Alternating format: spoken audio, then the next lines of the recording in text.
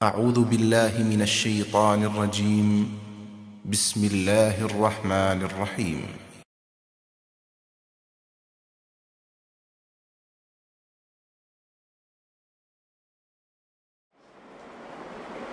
আল্লাহ পাকের অশেষ মেহেরবানিতে সালাতুল ইশা জামাতের সাথে আদায় করার পরে আল্লাহর ঘরে কোরআন ও হাদিসের কিছু কথা আলোচনা করা এবং শোনার জন্য আমরা এখানে সমবেত হয়েছি। মাগরিব থেকে নিয়ে শুরু করে এখন পর্যন্ত এশার আগ পর্যন্ত বন্ধুবর মাওলানা শফিকুল ইসলাম আনসারী সাহেবের কাছ থেকে আপনারা খুব গুরুত্বপূর্ণ আলোচনা শুনলেন। বিভিন্নমুখী আলোচনা সেখানে হয়ে গেছে। আজকে আমি যে বিষয় নিয়ে আলোচনা করতে চাচ্ছি তা হল এই প্রচলিত তথাকথিত শবে বরাত এবং শবে কদরের মর্যাদা। শবে বরাত নামক কোনো পর্ব ইসলামে নাই, কোনো রাত ইসলামে উল্লেখ নাই, কোরআন হাদিসে উল্লেখ নাই। এ কথাটা আমরা মোটামুটি ভালোভাবে জেনে এসেছি। শবে কদর সর্বজন স্বীকৃত, আল্লাহ রাব্বুল আলামিনের কোরআনে স্বীকৃত, নবী সাল্লাল্লাহু আলাইহি সাল্লামের হাদিস দ্বারা প্রমাণিত একটি ইবাদতের রাত, যেটা আমরা সালাতে ইশার দ্বিতীয় রাকাতে আমরা সূরাতুল কদর তেলাওয়াত করলাম। আল্লাহ রাব্বুল আলামিন এই লাইলাতুল কদরের মহিয়সী রজনীতে পৃথিবীর বুকে মানুষের হেদায়েতের জন্য মহাগ্রন্থ আল কোরআনুল কারীম নাজিল করা শুরু করেছিল। কোরআনের নাজিলের সূচনা হয়েছিল এই শবে কদরের রাত্রিতে। এই কারণে শবে কদরের রাতের অপরিসীম গুরুত্ব। কিসের কারণে? কোরআনের কারণে। মানুষ যখন বিভ্রান্ত, মানুষ যখন হেদায়েতের আলো থেকে বিচ্যুত, শিরক বেদাত, জুলুম অত্যাচার, জাহেলিয়াতের গাঢ় অন্ধকার যখন আরব বিশ্ব সহ সমগ্র পৃথিবীতে ছেয়ে গেল, আল্লাহ রাব্বুল আলামিন তখন হেদায়েতের আলোকবর্তিকা মহাগ্রন্থ আল কোরআনুল কারীম নবী মুহাম্মদুর রাসূলুল্লাহ সাল্লাল্লাহু আলাইহি ওয়াসাল্লামের উপরে নাজিল করলেন। নবী সাল্লাল্লাহু আলাইহি ওয়াসাল্লাম 40 বছর পর্যন্ত ভাবতে লাগলেন যে এই সমাজকে কি করে ভালো করা যায়, সমাজের মানুষের মধ্যে কিভাবে শান্তি প্রতিষ্ঠা করা যায়, সমাজের মানুষের মধ্যে অশান্তি কিভাবে মানুষের ভিতর থেকে অশান্তি কিভাবে দূর করা যায়, এ বিষয়ে তিনি চিন্তা করতে লাগলেন। আল্লাহর নবী সাল্লাল্লাহু আলাইহি সাল্লাম তিনি একজন ছিলেন দয়ালু এবং মায়াবী মানুষ। সমাজের এই দুর্দশা দেখে, সমাজের দুর্দশা ঘুচানোর জন্য নিজের বুদ্ধি বিবেচনায় যতটুকু সম্ভব ততটুকু তিনি প্রচেষ্টা করে সমাজে শান্তি প্রতিষ্ঠা করার চেষ্টা করলেন। কিন্তু সেটা সফল হয়নি। কেন সফল হয়নি? 40 বছর পর্যন্ত নবী সাল্লাল্লাহু আলাইহি সাল্লাম বুদ্ধিপ্রাপ্ত হওয়ার পর থেকে 40 বছর পর্যন্ত খুব চেষ্টা চালালেন সমাজের ভিতরে শান্তি প্রতিষ্ঠা করার, কিন্তু শান্তি প্রতিষ্ঠাটা সফল হয়নি। 40 বছর পার হয়ে গেল, কিন্তু সমাজের মধ্যে শান্তি প্রতিষ্ঠা আল্লাহর নবী মুহাম্মদুর রাসূলুল্লাহ সাল্লাল্লাহু আলাইহি ওয়াসাল্লাম করতে সক্ষম হন। কেন? কারণ হলো যে এই মানুষ আল্লাহ পাক সৃষ্টি করেছে, মানুষের কলকব্জা যেমন আল্লাহ পাক সৃষ্টি করেছেন, তার মন ও মগজও সেই আল্লাহ সৃষ্টি করেছে। এই মন আর মগজকে কিভাবে পরিচালনা করলে ভালোভাবে চলবে এটা আল্লাহ পাক জানেন, দুনিয়ার মানুষের এটা জানা সম্ভব। যেই মেকারে, যেই বৈজ্ঞানিক মেশিন বানাইছে, মেশিনের নারী নক্ষত্র তার কাছে মুখস্থ, এটার কোন পার্টস কি কারণে নষ্ট হবে, কি কারণে ডিস্ট্রয় হবে, কোনটা কিভাবে চালাতে হবে, কোনটা নষ্ট হলে কিভাবে মেরামত করতে হবে, কোনটার সুবিধা অসুবিধা, মেরিট ডিমেরিট, তার সব মুখস্থ। এই জন্য সে মেশিনটা দিয়েছে, আবার মেশিন চালানোর জন্য সাথে একটা ছোট্ট ক্যাটালগ দিয়েছে যে এই মেশিনটা এই ক্যাটালগ অনুযায়ী চলবে।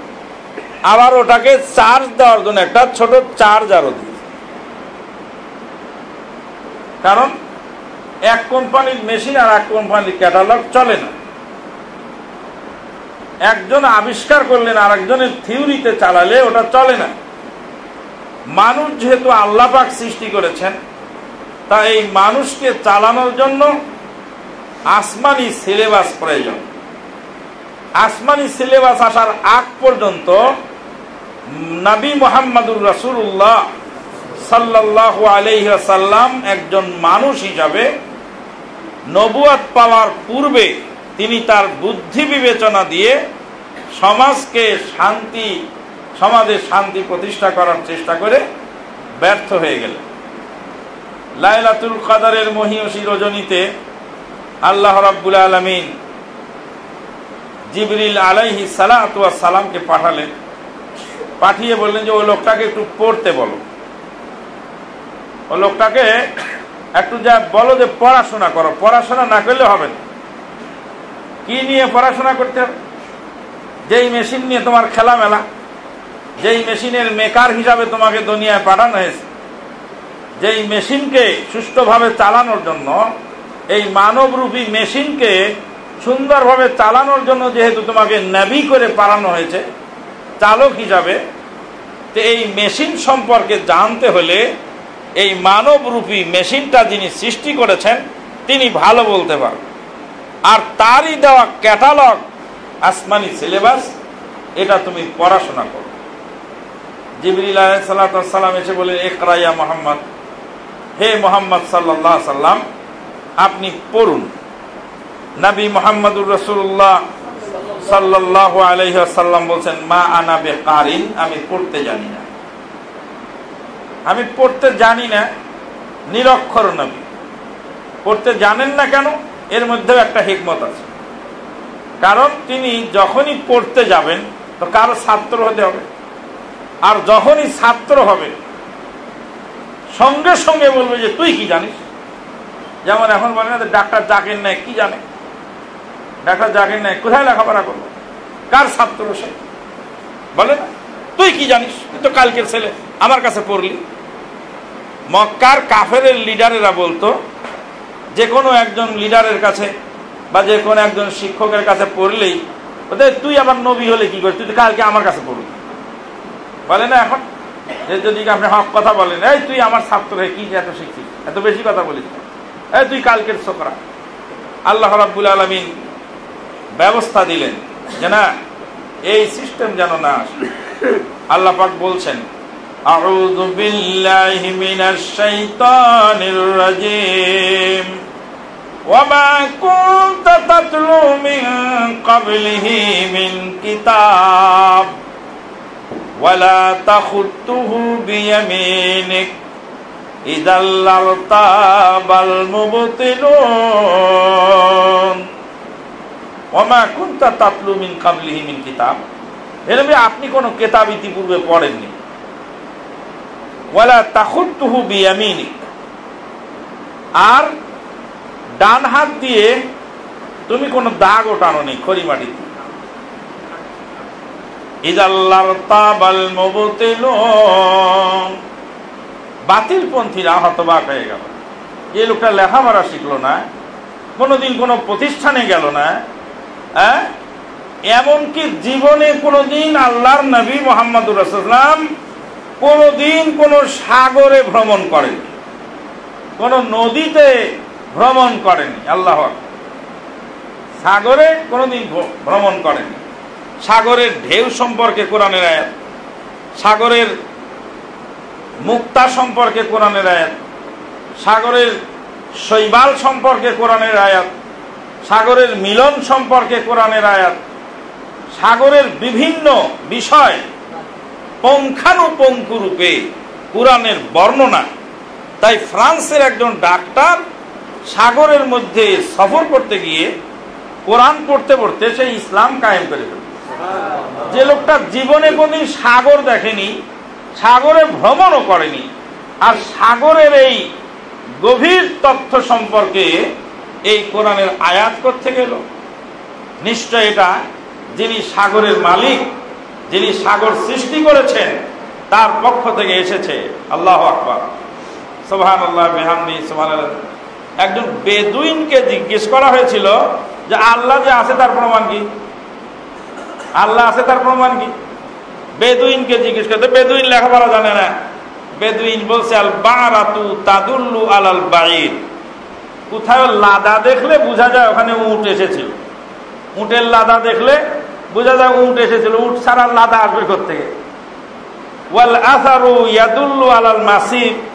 কোথাও পায়ের চিহ্ন দেখলে বোঝা যায় এখানে কোনো মানুষ এসেছিল, বা গরু এসেছিল, বা ছাগল এসেছিল, বা কুকুর এসেছিল, বা বিড়াল এসেছিল। যার পায়ের ছাপ দেখা যাবে বোঝা যাবে এই প্রাণী এখানে হেঁটে গেছে। ওয়াল বিহারু জাতু আমওয়াজ। আর এই যে বিশাল সাগর আর এই এত ঢেউ। ওয়াস সামাউ জাতু আবরাজ। আর যে বিশাল আসমান আর এর মধ্যে এত নিহারিকা পুঞ্জ, এর মধ্যে এত নক্ষত্র রাজি খচিত। আল্লাহ পাক যে সুনিপন সুবিন্যস্ত ব্যবস্থা দিয়েছেন। ওয়াল আরদু জাতু ফিজাজ। আর এই যে বিস্তৃত জমিন আর এর মধ্যে অগণিত পথ এবং রাস্তায় বিভক্ত এই পৃথিবী। মানুষ কিভাবে কোন দিক দিয়ে যাবে, কোন পথ দিয়ে বের হতে হবে, কোন দিক দিয়ে মানুষ তার গন্তব্যস্থলে পৌঁছবে, তার একটা বন্দোবস্ত মানুষ করে রেখেছে। আলা ইয়াদুল্লু আলা লাতিফিল খাবির। তখন বলছে যে সে এটা কি প্রমাণ করে না একজন সুনিপুণ কারিগরে? আল্লাহু আকবার। একটা ঘটনা আমি মাঝে মাঝে বলে থাকি। প্রখ্যাত মুহাদ্দিস এবং আরবি কবি, প্রখ্যাত মুহাদ্দিস এবং আরবি কবি এবং আরবি ভাষার একজন বিশিষ্ট ব্যক্তি, তার নাম কি? আসমাঈ রাহমাতুল্লাহ আলাইহি। আসমাঈ রাহমাতুল্লাহ আলাইহি বিরাট পণ্ডিত। সেই আসমাঈ রাহমাতুল্লাহ আলাইহি একদিন কোরআন পড়তে গিয়ে ভুল পড়তেছে। সবসময় তার মুখস্থ থাকে না। কোরআনের আয়াত পড়ছে আউযু বিল্লাহি মিনাশ শাইতানির রাজিম। আস-সারিকু ওয়াস-সারিকাতু ফাকতাউ আইদিয়াহুমা জাযাআম বিমা কাসাবা নাকালাম মিনাল্লাহ ওয়াল্লাহু গফুরুর রহিম। ভুল পড়ে ফেলছে এখানে, আল্লাহু গফুরুর রহিম এটা হবে না, আল্লাহু আজিজুন হাকিম হবে। কিন্তু তিনি আল্লাহু আজিজুন হাকিম না পড়ে আল্লাহু গফুরুর রহিম পড়লেন। তো একজন বেদুইন বলছে, আসমাঈ পড়া যে ভুল হলো, ঠিক করে পড়ো। বেদুইনকে তখন আসমাঈ রাহমাতুল্লাহ আলাইহি বলছে যে তারে ঠিক করে বলো কি পড়তে হবে। কয় কি যে পড়তে হবে তা আমি জানি না, আমি তো পড়ালেখাই জানি না। তো পড়ালেখা জানো না তো ভুল ধরলে কি করে? আমি বলতে পারবো না এখানে কি হবে, তবে আল্লাহু গফুরুর রহিম যে হবে না এটা নিশ্চিত। আসমাঈ রাহমাতুল্লাহ আলাইহি হতভম্ব হয়ে গেলেন। বেদুইন বলে পড়া ভুল, কিন্তু শুদ্ধটা কি সে বলতে পারে, এবং এটা হবে না এটা নিশ্চিত, একদম পাকাপাকি বেদুইন বলছে আস-সারিকু ওয়াস-সারিকাতু ফাকতাউ আইদিয়াহুমা জাযাআম বিমা কাসাবা নাকালাম মিনাল্লাহ ওয়াল্লাহু আজিজুন হাকীম। আসমাই বলছে, বেদুইন বলছে আল আনা আসাবতা ইয়া আসমাই, আসমাই তোমার পড়াটা এখন ঠিক হয়েছে। আসমাই রাহমাতুল্লাহ আলাইহি বললেন, তুমি একজন বেদুইন মানুষ, লেখাপড়া জানো না, তো তুমি আগেরটা ভুল ধরলে কেন আর পরেরটা ঠিক হলো কেন? বলছে আয়াতের শুরুতে আল্লাহ বলছেন চোর আর চূর্ণীকে ধরে ওর হাত কেটে নাও। আল্লাহ বলছে চোর আর চূর্ণী, চোর আর চূর্ণীকে ধরে কি করো? হাত কেটে নাও। চোরের হাত কাটার নির্দেশ আল্লাহ দিয়েছে। এই আয়াতের শেষে যদি বলা হয় আল্লাহু গাফুরুর রহিম, আল্লাহ ক্ষমাশীল দয়াময়, তাহলে আয়াতের ম্যাচিং হয় না। বেদুইন বলছে আয়াত ম্যাচিং হয় না। আল্লাহ হাতও কাটতে বললেন, আবার গাফুরুর রহিম বললেন। আল্লাহ যদি বলতেন চোর আর চূর্ণীকে ধরে মাফ করে দাও, তাহলে গাফুরুর রহিম শব্দটা অ্যাপ্রোপ্রিয়েট হতো, এখানে ঠিক মতো প্রযোজ্য হতো। যেহেতু তা না বলে আল্লাহ পাক হাত কাটতে বলেছেন, ক্ষমা তো করতে বলেননি, তো গাফুরুর রহিম দিয়ে এই আয়াতের ফিনিশিং ম্যাচিং হয় না। আজিজুন হাকিম দিলে ম্যাচিং হয় কেন? আজিজ মানে হলো পরাক্রমশালী, জবরদস্ত পরাক্রমশালী, কারো ধার ধারেন না তিনি, তিনি একাই সর্বের সর্বা। আর হাকিম মানে হলো বিজ্ঞ, বিজ্ঞ মানে যার প্রজ্ঞা আছে তিনি হলেন বিজ্ঞ। তো আল্লাহ পাক মানে যাকে যা দিতে হবে তাকে তা দেওয়ার নাম হলো প্রজ্ঞা, হিকমত বলে ওটাকে। তো আল্লাহ পাক হলেন হিকমত ওয়ালা। হিকমতটা কি? বলছে আজ্জা ফাহাকামা ফাআমারা বিল কতল। আল্লাহ পাক পরাক্রমশালী, ক্ষমতার আধার। আল্লাহ পাকের বিজ্ঞানে, আল্লাহ পাকের অভিজ্ঞতায়, আল্লাহ পাকের প্রজ্ঞায়, আল্লাহ পাকের বিদ্যায় বলছে যেই লোক পরের মাল তোলে, চুরি করে কি দিয়ে? চোখ দিয়ে।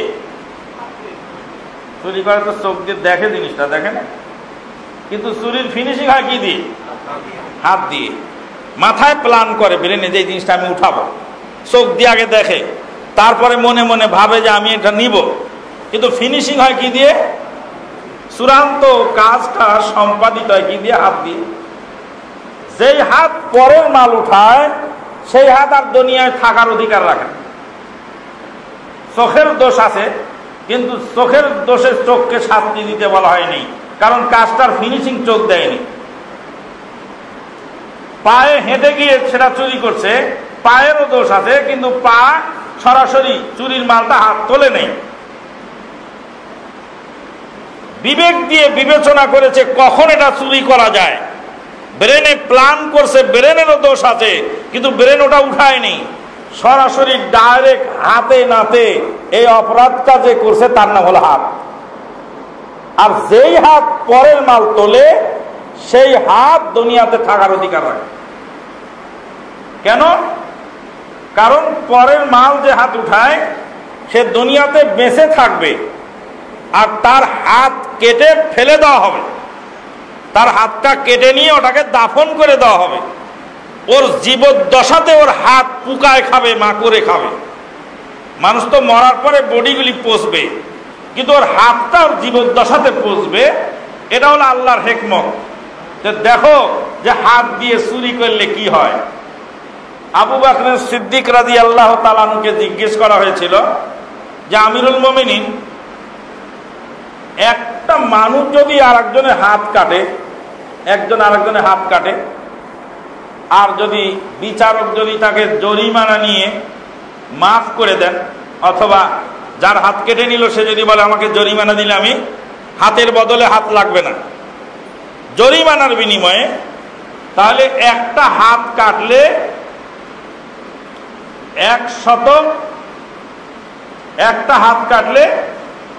100 দিনার, 100 দিনার এক হাতের বদলে। 100 দিনার এক হাতের বদলে জরিমানা লাগে।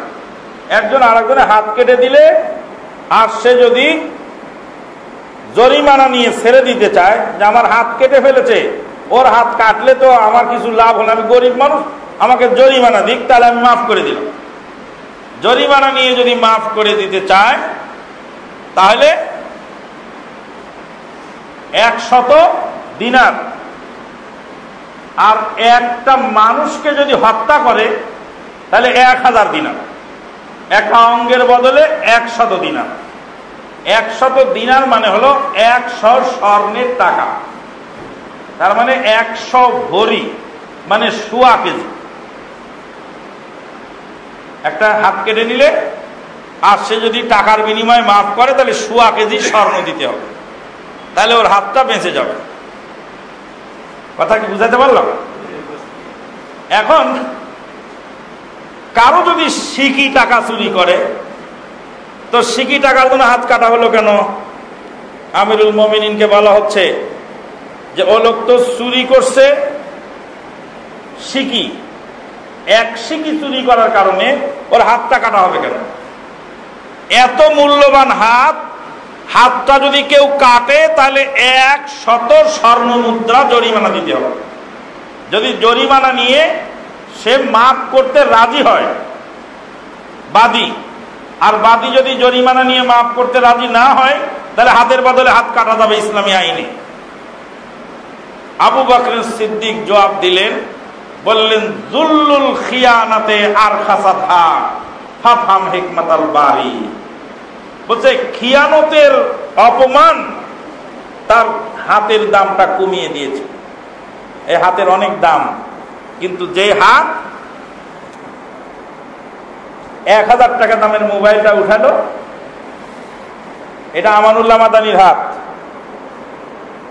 এটা বিক্রি হবে কত টাকা? বিক্রি হবে আপনারা কত টাকা দিয়ে কিনতে পারেন, আর আমি কত টাকা হলে হাতটা বেচতে পারি?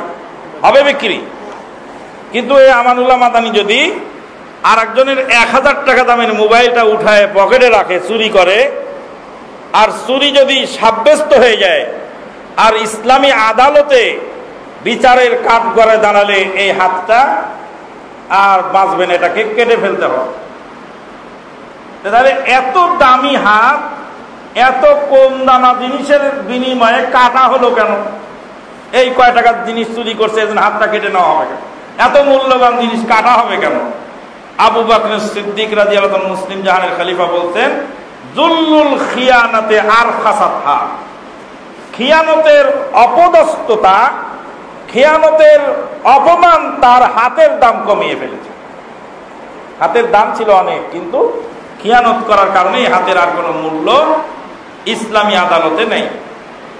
আমার একটা দোষ আছে, কারণ একটা বিষয়ে কথা বলতে গেলে আর এক দিকে চলে যায়, এটা একটা আমার মেনিয়া দোষ। কারণ হলো কি, যে লাইনে আসে কথা। আবু বকর সিদ্দিক বলেন ফাফহাম হিকমাতাল বারি, তাহলে আল্লাহর হিকমত, সুনিপুণ কারিগরের হিকমতটা বোঝো। আল্লাহ পাক হাকিম, তাই হাকিমের হিকমত অনুযায়ী ওর হাত কাটাটা উচিত। এই জন্য হাত কাটার পরে বলছেন আল্লাহু আজিজুন হাকিম। বেদুইন বলছে এখন আয়াতের ফিনিশিংটা একবারে পুরাপুরি ম্যাচিং হয়েছে। আল্লাহু আকবার। বেদুইন লেখাপড়া জানে না, তারপরে আয়াতের ম্যাচিং বোঝে ভালো, যে এটার সাথে এটা ম্যাচিং হয়। বলতেছিলাম যে নবী মুহাম্মদুর রাসূলুল্লাহ সাল্লাল্লাহু আলাইহি ওয়াসাল্লাম যেই কোরআনুল কারীম আনলেন পৃথিবীতে, আল্লাহর তরফ থেকে এই কোরআনুল কারীম তামাম পৃথিবীর মানুষকে অক্ষমতার মাঝ সাগরে ফেলে দেবে। অক্ষমতার মাঝ সাগরে পৃথিবীর মানুষ হাবুডুবু খাচ্ছে, আর বলছে এই কোরআনের মতো একটা কোরআন আনো। বলে এটা আনা সম্ভব নয়। কোরআনের মতো 10টি সূরা বানায় আনো, এটাও সম্ভব নয়। একটি সূরা বানায় আনো, বলে এটাও সম্ভব নয়। একটি আয়াত বানায় আনো, এটাও সম্ভব।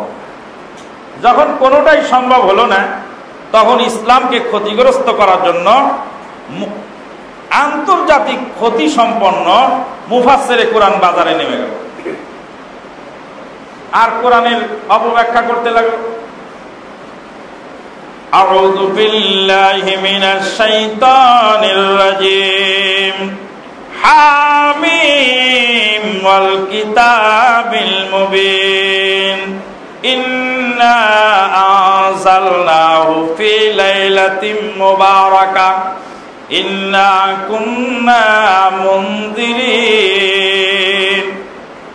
নিশ্চয় আমি উহা নাজিল করেছি বরকতের রাত্রি।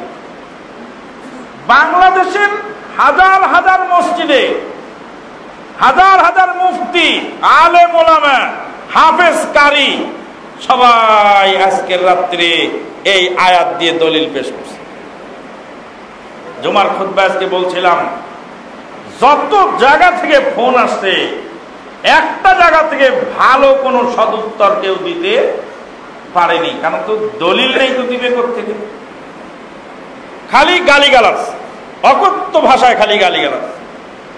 গালিগালাজটা আমরাও পারতে জানি, কিন্তু আমরা যে গালিগালাজ করতে জানি, করি না, করাকে জায়েজ মনে করি না। আমার উস্তাদ মাওলানা আব্দুল গাফফার শামসী, উনি যাত্রাবাড়ির মোড়ের মধ্যে এক বেকারির সামনে দাঁড়ায় আছেন শবে বরাতের রাতে। এইভাবে শবে বরাতের রাতে বেকারিওয়ালা কচ্ছপ বানাইছে, কুমির বানাইছে, সাপ বানাইছে, ব্যাং বানাইছে, বিচ্ছু বানাইছে। তো আব্দুল গাফফার শামসী সাহেব দাঁড়িয়ে দাঁড়িয়ে দেখছেন শবে বরাতের বেকারির দোকানের সামনে। তো বলছে, হুজুর আপনি বেকারির সামনে এখানে দাঁড়িয়ে কি দেখেন? কয়, বাবারে তোমরা সবকিছুই বানাইছো, একটা কুত্তা বানাও নাই। আমার বড় স্বাদ জাগলো যে এই শবে বরাতের রাত্রে একটা কুত্তা খায়। তো তোমরা এত কিছু বানাইলা, সাপ বানাইলা, কচ্ছপ বানাইলা, বিচ্ছু বানাইলা, বাঘ বানাইলা, কুমির বানাইলা, ঘড়িয়াল বানাইলা, ক্রোকোডাইল বানাইলা, কত কিছু বানালে তোমরা, কিন্তু একটা কুত্তা বানাও নাই। আমার খুব ইচ্ছা হয়েছিল একটা কুত্তা খাওয়ার, তাই দেখতেছি তোমাদের এই গ্যালারিতে একটা কুত্তা আছে কিনা। অমুসলিম, তুমি কত নিচে নেমে গেলে। তুমি থাইল্যান্ডের রাস্তার মোড়ে মোড়ে দেখো না যে ওরা সাপ পুরায় পুরায় খাচ্ছে? তুমি কি তার চেয়েও মেলস হয়ে গেলে? তুমি মুসলিম হয়ে শবে বরাতের রাত্রে তোমাকে কি বলে, সাপ, কচ্ছপ, ব্যাং এগুলি বানায় খাওয়া লাগবে?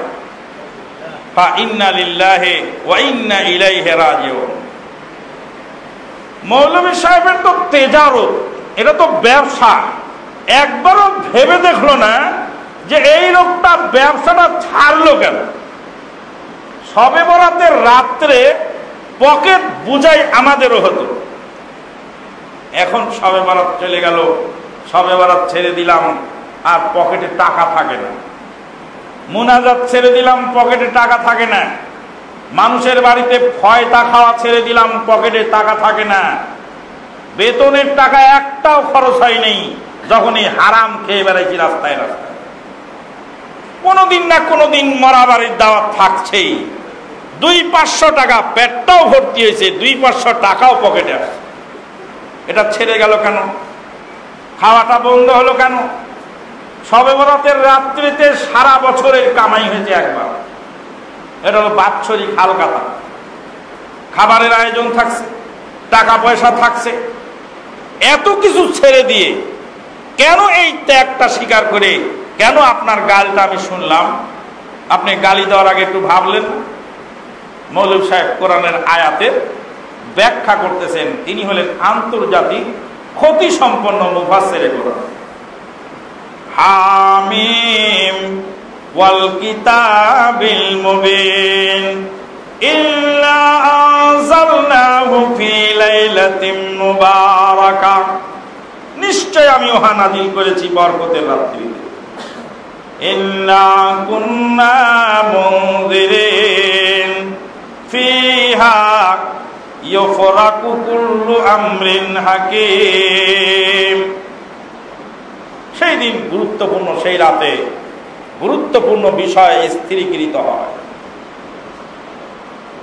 ফকির মিসকিন ভালো খাবে আর ভাগ্য রজনীতে সব ভালো পাবে, কিন্তু ফকির মিসকিন ওই দিন অত ভালো খায়, খাওয়ার পরেও তো সারা বছর আপনার বাড়িতে আপনি যা পাকাইছেন ওটাই খাচ্ছে, কিন্তু ফকির মিসকিন তো 100 বাড়িতে খেয়ে বেড়াচ্ছে।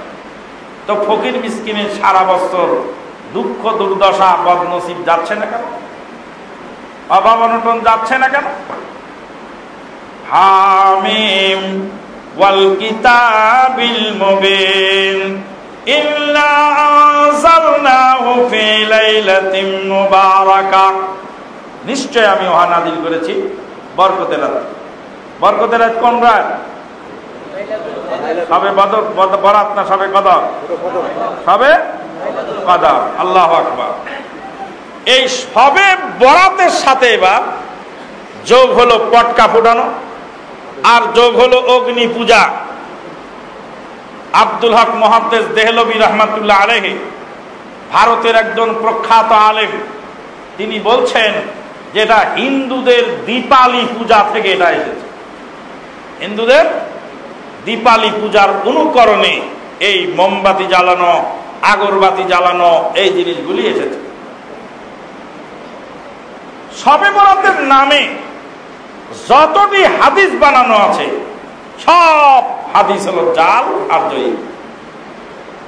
সবগুলি হাদিস মিলাইলে 3টা কেন্দ্রবিন্দুতে ঘুরবে। একটা গেল হলো আয়াত, আয়াত হলো সবে কদরের আয়াতকে সবে বরাতে লাগাই দেবে। এই জায়গায় আপনাকে আমাকে যে জিনিসটা জানা জরুরি সেটা হলো এই, কিয়ামতের আগ পর্যন্ত কুরআনের আয়াত দিয়ে আপনার কাছ থেকে অনেক কিছু আদায় করবে। 22,000 হাদিসের হাফেজ সৈয়দ নজরুল ইসলাম, 22,000 না কত হাজার হাদিসের বলে হাফেজ হইল। মানুষে বলে যে 22,000 হাদিসের হাফেজ সৈয়দ নজরুল ইসলাম। সে বলতেছে যে হানাফি মাযহাবের কথা তো কোরআনে আছে। কোরআনে কোথায় আছে হানাফি মাযহাবের কথা? ইন্নী ওয়াজ্জাহতু ওয়াজহিয়া লিল্লাহি ফাতারাস সামাওয়াত ইন্নী ওয়াজ্জাহতু ওয়াজহিয়া লিল্লাযী ফাতারাস সামাওয়াতি ওয়াল আরদি হানিফা ওয়া মা আনা মিনাল মুশরিকিন। এই যে হানাফি মাযহাবের কথা কোরআনে আছে। তো হানাফি হানিফা, এখানে হানিফা ওয়া মা আনা মিনাল মুশরিকিন। আরে হানিফা মানে কি? বলে মানে আমি জানি না, হানিফা এখানে আছে, বাস এটা মানতে হবে, কোরআনে আছে। তাহলে হানিফা যদি থাকে তাহলে কোরআনে সীতা দেবীর নাম আছে না? হিন্দুদের সীতা দেবীর নামও তো কোরআনে আছে। বিসমিল্লাহির রহমানির রহিম লিইলাফি কুরাইশিন ইলাফিহিম রিহলাতাশ শিতা'i ওয়াস সাইফ। রিহলাতাশ সীতা, সীতা মানে কি? হিন্দুদের সীতা দেবী না শীতকাল? রিহলাতাশ শিতা'i ওয়াস সাইফ। কোরআনের আয়াত তুলে ধরবে, তুলে ধরে ধরে আপনাকে বলবে এই যে করতে হবে এটা, এই যে করতে হবে এটা, এই যে করতে হবে এটা। এই মহামারী থেকে বাঁচার উপায়টা কি? এই পয়েন্টটা আপনাকে আগে শিখতে হবে। কথাটা ভালো করে মনে রাখুন। নবী সাল্লাল্লাহু আলাইহি সাল্লাম উযু করতেছিলেন, আর উযুর পানি লোকেরা ধরে নিচ্ছিল, সাহাবায়ে কেরামগণ থুতু ফেলছেন, থুতুটা ধরে নিচ্ছে, গায়ের ঘাম পর্যন্ত আতরের শিশির মধ্যে নিয়ে নবী সাল্লাল্লাহু আলাইহি সাল্লামের গায়ের ঘামকে সাহাবায়ে কেরামগণ সুগন্ধি হিসাবে ব্যবহার করত। আল্লাহর নবীর গায়ের ঘাম যদি সাহাবায়ে কেরামগণ নিতে পারেন, তো কোনো আলেমের গায়ের ঘাম সাধারণ মানুষ নিতে পারে না? আল উলামাউ ওয়ারাসাতুল আম্বিয়া, আলেমরা হলেন নবীদের ওয়ারিস। নবীর ঘাম যদি সাহাবীরা নিতে পারেন, তা আলেমরা পারবেন না কেন? আলেমের ঘাম কেন সাধারণ মানুষ নিতে পারবেন না? নবীর ওযুর পানি যদি বরকতের জন্য সাহাবায়ে কেরামগণ নিতে পারেন, তাহলে আলেম ওলামাদের অজুর পানি সাধারণ মানুষ দিতে পারবে না কেন? আর এটাই হলো পীর সাহেবদের দলিল, যে পীর সাহেবের অজুর পানি, থুতু, কাশকফ এগুলির মধ্যে বরকত। কেন? নবীর থুতুর মধ্যে যদি বরকত থাকে তো পীর সাহেবের থুতুর মধ্যে বরকত থাকতে পারে? নবীর থুতুতে না হয় বেশি ছিল, পীর সাহেবের থুতুতে না হয় একটু কম হবে। এটাকে ফিরাবেন কি দিয়ে বলেন? এই কথাটা কে ফিরাবে? ফিরাতে পারবেন বলেন? বলেন, বলো, তুমি বলো। রাসূলুল্লাহ সাল্লাল্লাহু আলাইহি ওয়াসাল্লাম জীবদ্দশায় তার গায়ের ঘাম থেকে বরকত না বৈধ ছিল, তার মৃত্যুর পরে না। আরে পীর সাহেবের তো জীবদ্দশাতেই নিচ্ছে। রাসূল সাল্লাল্লাহু আল্লাহ কর্তৃক রাসূল, আগে ছিল মুহাম্মদ, মুহাম্মদের পরে আল্লাহর রাসূল। এটাই তো বরকত। এটা কোরআনের বিশ্বাস। নবী পড়া ছিল, আবু বকর, ওমর তাদের কাম থেকে কোনো ছাড়ি নাই, দিতে পায় না। হাজিহি হিয়াল ইজাবা। আলহামদুলিল্লাহ। একটু দাঁড়ান, দাঁড়ান, একটু ক্যামেরা দিয়ে ছবিটা একটু তুলে নেন, মানুষ দেখুক, বিশ্ববাসীরা দেখুক যে একটা ছোট মসজিদের ভিতরে দাঁড়ান নিচে, হ্যাঁ, বিশ্ববাসী দেখুক যে একটা ছোট্ট টিনের ছাপরার নিচে একটা মসজিদের ভিতরে একজন মানুষ একটা জটিল প্রশ্নের উত্তর দিলেন। প্রশ্নটা জটিল, আপনি কোন দলিল ফিরাতে পারবেন না। একটা দলিল এখানে কার্যকর হবে, তাহলে একটা কলম তাকে হাতিয়ে দেওয়া যায় নাকি? এই কলমটা মোটামুটি দেওয়া যায় তো নাকি? দাম কম হলে দেখতে সুন্দর আছে। হাতিয়ার জিনিসের বলে আবার দামও নেই, এটা ঠিক, তাহলে একটা অমূল্য সম্পদ। আসেন, আসেন, হাতিয়াটা নিয়ে যান।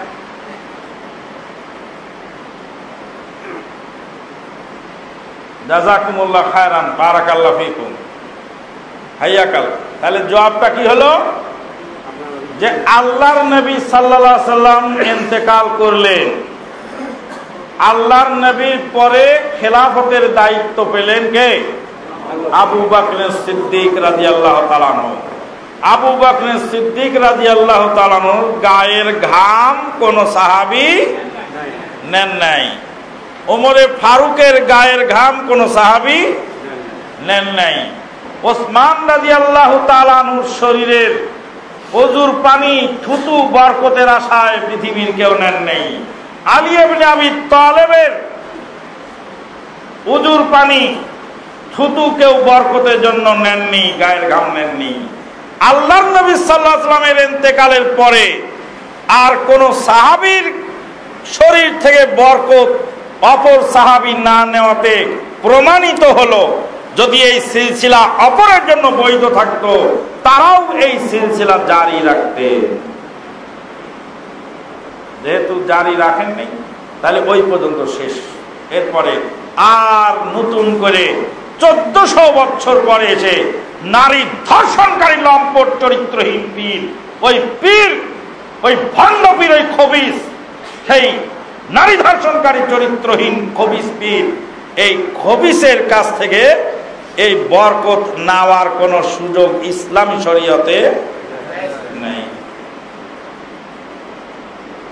যে পীর নারী ধর্ষণ করছে তার কথা বলছি, রাগ করার কায়দা নেই। আপনি যদি নারী ধর্ষণ না করে থাকেন তো তাহলে আপনি ওর থেকে আলাদা, আপনি ভাগ্য ভালো বেঁচে গেছেন। সুবহানাল্লাহি বিহামদিহি সুবহানাল্লাহ। আজকে মানুষ কোথায় গেছে, কোন পর্যায়ে গেছে, মানুষের আখলাক কোন পর্যায়ে চলে গেল বন্ধুগণ। তাহলে কোরআন বুঝবো কার মাধ্যমে? কোরআন কার মাধ্যমে বুঝবো? নবী মুহাম্মদুর রাসূলুল্লাহ সাল্লাল্লাহু আলাইহি সাল্লামের মাধ্যমে। আল্লাহর নবী কোরআনকে যেভাবে ব্যাখ্যা দিয়েছেন সেইভাবে আমাকে বুঝতে হবে।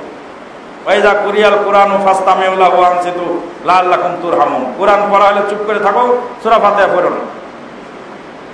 কোরআন পড়া হলে চুপ করে থাকতে হবে, আয়াতে যদি নির্দেশ হতো তাহলে আল্লাহর নবী সাল্লাল্লাহু আলাইহি ওয়াসাল্লাম আমাদেরকে চুপ করেই থাকার নির্দেশ দিয়ে যেতেন। আপনি 1400 বছরে যে কোন লাভ সাহেব যে আপনি কোরআনকে নতুন করে ব্যাখ্যা করেন? তাহলে হামিম আল কিতাবিল মুবিন, এটা হাফেজ ইমাদউদ্দিন ইবনু কাসির রাহিমাহুল্লাহ বলছেন এই আয়াত হলো লাইলাতুল কদরের শানে নাজিল হয়েছে। আপনি এতদিন পরে এসে বলবেন এটা সবে কদর, সবে বরাত কশ্চিন কালে হতে পারে না, তাহলে আয়াত গেল। এরপরে দুইটা হাদিস, তিনটা হাদিস আছে। একটা হাদিস আসছে আলী ইবনে আবি তালিব রাদিয়াল্লাহু তাআলা আনহু থেকে বর্ণিত যে লাইলাতুল বরাত যখন হয়, যখন শাবান মাসের মধ্য শাবানের রাত আসে, তখন রাতে ইবাদত করো আর দিনে সিয়াম পালন করো। আল্লাহর কসম করে বলছি, আল্লাহর কসম করে বলছি, যতদিন পর্যন্ত আমরা শবে বরাত পালন করছি এবং শবে বরাতের হালুয়া খাইছি, এক রাতেও একটা সেজদা দেওয়ার সুযোগ আমরা পাই। কারণ এ গাঁও আর ও গাঁও শত শত বাড়িতে দাওয়াত খেতে খেতে রাত ভোর হয়ে গেছে, ফজরের আজানের পরেও খাইছি মানুষের বাড়ি। আমরা সিয়াম জীবনে পালন করে দেখিনি। আমার বাপকে জিজ্ঞেস করতে পারিনি, চাচাকে জিজ্ঞেস করছি। চাচা বাপ ছিল খুব রাগী মানুষ, কথা বলা যেত না। আল্লাহ তার জান্নাত নসিব করুন। চাচাকে জিজ্ঞেস করছি, চাচা বলছে বেটা চুপ করে থাক, আলেমের ঘুম মূর্খ মানুষের ইবাদত সমান, আমরা না পেলে জীবন ভর এই ব্যবসা আমরা চালাই গেছি, কিন্তু মানুষকে কোনোদিন আমরা খিলায় দেখি নাই। আপনার বিবেককে আপনি জিজ্ঞেস করে দেখেন যে এই জিনিসটা কোত্থেকে এলো, কেন এই জিনিসটা আলেমের বাড়িতে নাই, কেন আলেমেরা করেন? কোন আলেম মিলাদ কেন করান না নিজের বাড়িতে? কোন আলেমের বাপ মারা গেলে নিজে মানুষকে দাওয়াত করে কেন খিলান না? পাবলিকের ঘাড়ে কেন এই জোয়াল চাপায় দেওয়া হলো? এই কথা জিজ্ঞেস করে দেখেন, বিবেককে জিজ্ঞেস করে দেখেন। যারাই জিজ্ঞেস করতেছে তারাই আবার ফিরে চলে আসে। আপনার বাপ মরে গেলে তো হুজুর খায় বেড়াচ্ছে, খুব ভালো, কিন্তু হুজুরের বাপ মরলে আপনার দাওয়াত দিয়েছে কয়দিন? হুজুরের আত্মীয় স্বজন মারা গেছে, কোন দিন আপনাকে খিলাইছে? সে বাড়ি করছে, ঘর করছে, কোনোদিন আপনাকে দাওয়াত করে খিলাইছে নাকি? এক কাপ চা খাওয়ানোর সুযোগ জোটে? কেন জোটে না? তা যদি এটা ইসলামী শরীয়ত হতো তাহলে আপনার জন্য যেমন প্রযোজ্য তার জন্য তেমন প্রযোজ্য। এই হাদিসের বর্ণনাকারী ইবনে আবি সাবরা, সে হলো হাদিস জালকারী।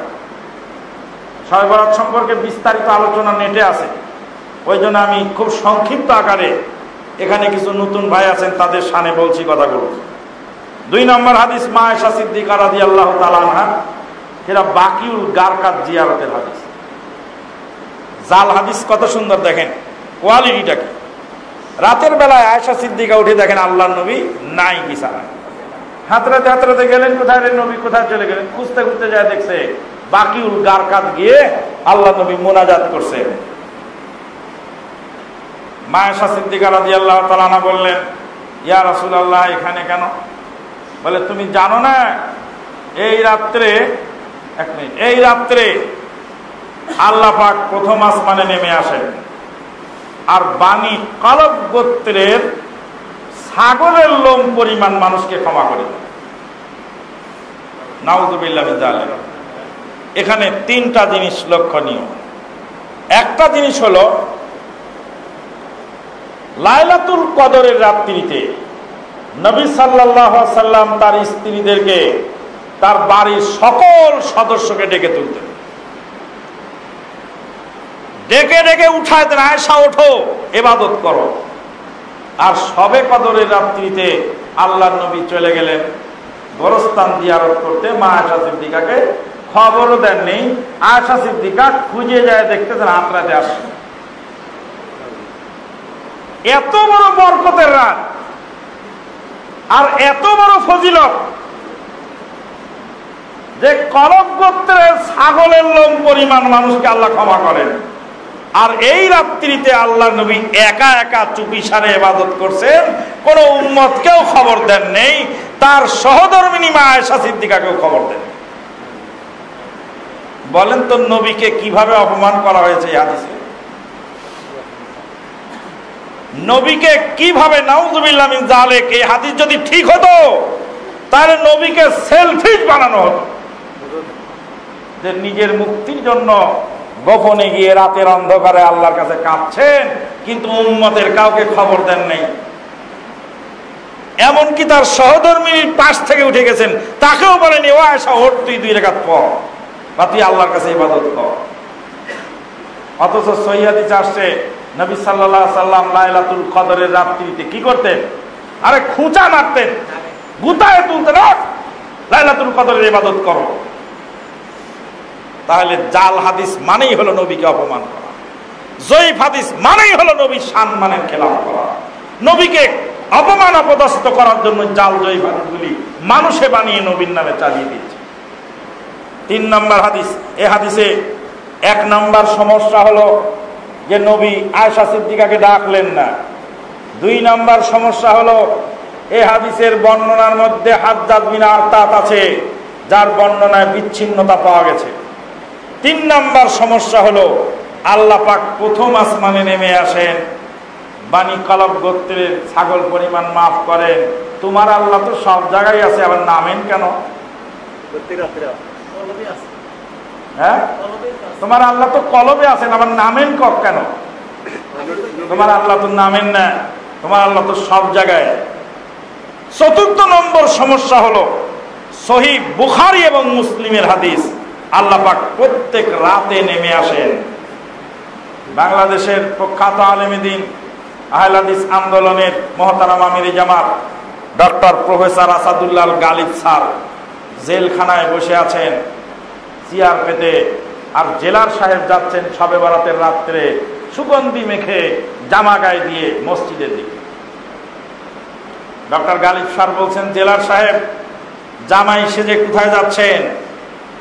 বলছে, সর্বনাশ করছে, আস্তাগফিরুল্লাহ, ভেবেছিলাম আপনি বাংলাদেশের বড় আলেম, শুনেছিলাম আপনি নাকি বিশ্ব বরেণ্য একজন আলেম, আপনি আন্তর্জাতিক খ্যাতি সম্পন্ন একজন আলেমে দ্বীন, আর আপনি জানেন না আজকে শবে বরাতের রাত? ডক্টর গালিব স্যার বললেন, শবে বরাতে কি হয় ভাই, কি হয়? এ রাতে আল্লাহ প্রথম আসমানে নেমে আসে, সমস্ত বান্দাকে ডেকে ডেকে বলেন, কে আছো ক্ষমা প্রার্থী, তোমাকে ক্ষমা করা হয়েছে। ডক্টর গালিব স্যার বললেন, আপনার আল্লাহ বছরে 1 রাতে নামেন, আর আমার আল্লাহ প্রত্যেক রাতে নামেন। আপনার আল্লাহ যেমন বছর চুক্তি, আপনি কামলাও তেমন বছর চুক্তি। আপনি সারা বছর ইবাদত করেন আর না করেন, শবে বরাতের রাত্রে ঠিকই আপনি ইবাদত করেন। আপনার আল্লাহ যেমন বছর চুক্তি, আপনি কামলাও তেমন বছর চুক্তি। আর আমার আল্লাহ প্রত্যেক রাতে নামেন, অতএব আমিও প্রত্যেক রাতে আমার আল্লাহর ইবাদত করি আর তাহাজ্জুদের সময় আল্লাহকে ডাকি। ডক্টর গালিব স্যার বলছেন, জেলার সাহেব ওখান থেকে ফিরে চলে গেলেন জামা খুলে নিয়ে, বলেন, আমি আর মসজিদে ঢুকবো না আজকে। সুবহানাল্লাহ বিহামদিহি সুবহানাল্লাহ। জেলখানার ভিতরেও একজন জেলারের মেজাজ পরিবর্তন হয়ে গেল 5 মিনিটে কথা বলে। আপনার দাওয়াতি কাজ সব জায়গায় চলবে, আপনার দাওয়াতি কাজ সব জায়গায় চলবে। আজকে দুঃখজনক হলেও সত্য, বহু ধরনের মন্তব্য, আর কত লাট সাহেবদের দুনিয়াতে আসছে, আর কত পণ্ডিত যে দুনিয়াতে আসছে, সেই সমস্ত পণ্ডিতেরা রাস্তার মধ্যে বসে, মোড়ের মধ্যে বসে, এক রিক্সাওয়ালা ভ্যানওয়ালা ভ্যানের উপরে বসে, রিক্সার উপরে বসেও ডক্টর গালিব স্যার সম্পর্কে কটু মন্তব্য করতে দ্বিধাবোধ করছে। আমরাও এক সময় শবে বরাতের হালুয়া রুটি খেতাম, আমরা বেদাতি ছিলাম। আমরা এক সময় হাত তুলে সম্মিলিত মোনাজাত করতাম, আমরা বেদাতি ছিলাম। আমরা মানুষের বাড়িতে ভয়তা খেয়ে বেড়াতাম, আমরা বেদাতি ছিলাম। আমরা এক সময় তাবিজ ব্যবহার করতাম, আমরা মুশরিক ছিলাম। আমি কাকরাইল মসজিদে গিয়ে বসে থেকেছি। ওই কাকরাইলের মসজিদে বৃহস্পতিবারের রাত্রে আমি বসে থেকেছি। আমি আমানুল্লাহ বিন ইসমাইল মাদানী, আমি তখন ঢাকা যাত্রাবাড়ি মাদ্রাসা মোহাম্মদিয়া আরাবিয়ার ছাত্র। আরে আমার উস্তাদি যায় ওখানে, তা আমি কি করব? কাউকে খাটো করার জন্য বলি নেই। আমি যে মাদ্রাসায় পড়ি সেটা হলো আহলে হাদিস জামাতের কেন্দ্র, আর সেই কেন্দ্রের উস্তাদি যায় কাকরাইলে, তা আমি করবোটা কি? সেই উস্তাদ বই লিখেছেন, সেই মোহাম্মদিয়া আরাবিয়ার সেখানকার মুহাদ্দিস সাহেব বই লিখেছেন, তার বইয়ের মধ্যে তাবিজের নকশা, তো আমি করব কি? আহলে হাদিসের কেন্দ্রের মাদ্রাসা থেকে বই ছাপানো হয়েছে, সেই বইয়ের মধ্যে তাবিজের নকশা, তাবিজের নকশা দিয়ে মুহাদ্দিস সাহেব বই ছাপিয়েছেন। আহলে হাদিস মারকাজের মুহাদ্দিস তিনি।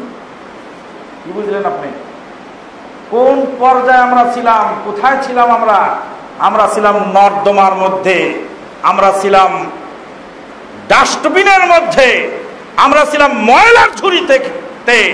সেখান থেকে প্রফেসর ডক্টর আসাদুল্লাহ গালেবের ওসিলায় আল্লাহ পাক আমাদেরকে শিরক বুঝার তৌফিক দিলেন, বেদাত বুঝার তৌফিক দিলেন, তাওহীদ বুঝার তৌফিক দিলেন, সুন্নাত বুঝার তৌফিক দিলেন। সিন্নি খাও ফকির চেনো না? কত বড় লাট সাহেব তুমি হয়েছ, আর কত বড় পণ্ডিত তুমি হয়েছ, আর কত কলমবাজি তুমি শিখেছ, আর কত ফতোয়া তুমি জানো, আর কত বক্তব্য তুমি জানো। তুমি জানো না? কোত্থেকে তুমি শিখেছ সেগুলি? কেন জানো না তুমি?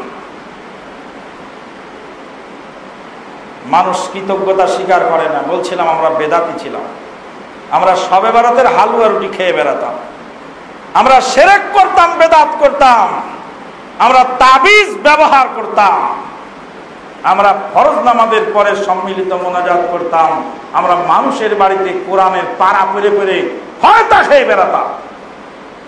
আল্লাহ পাক আমাদেরকে সেখান থেকে ফিরিয়ে এনেছেন, আল্লাহর হাজারো শুকর। তওবা ইস্তেগফার করেছি, আল্লাহর হাজারো শুকর। বন্ধুগণ, তাহলে হাদিস দুইটা গেল। 3 নম্বর হাদিস ইমরান বিন হুসাইন রাদিয়াল্লাহু তাআলা আনহু। ইমরান বিন হুসাইন রাদিয়াল্লাহু তাআলা আনহু বলেন, রাসূলুল্লাহ সাল্লাল্লাহু আলাইহি ওয়াসাল্লাম জনক সাহাবীকে বললেন, সিরারে শাবানের সিয়াম কি পালন করেছো? বলে না। বলে রমজান পার হয়ে গেল, ওটা কাজা করে নি। সিরার মানে হলো শাবানের শেষ। শাবানের শেষ দিকে, মাসের শেষে তিনি সিয়াম পালন করতে অভ্যস্ত ছিলেন, অথবা তার মানতের সিয়াম ছিল। সমস্ত মুহাদ্দিসিনে কেরামগণ ব্যাখ্যা এটাই দিয়েছে।